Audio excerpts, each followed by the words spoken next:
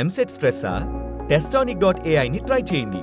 Free mock test, custom test, AI insights మరియు performance tracking కూడా. Register now.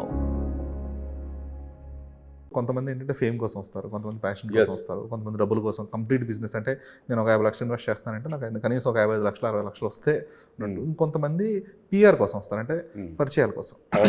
So దాని through అంటే first ప్రొడ్యూసర్గా కెరీర్ స్టార్ట్ చేసి మెల్లమెల్లగా పరిచయాలు పెంచుకొని దాని త్రూ వాళ్ళ పిఆర్ బిజినెస్ లేదంటే ఏంటని.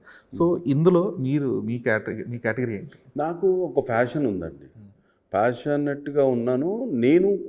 ఏదో ఒకటి చెప్పాలనుకున్నాను అనుకోండి, ఇప్పుడు ఒక సినిమా ద్వారా చెప్పొచ్చు, కానీ అది ఇప్పుడే చెప్తా అని కాదు.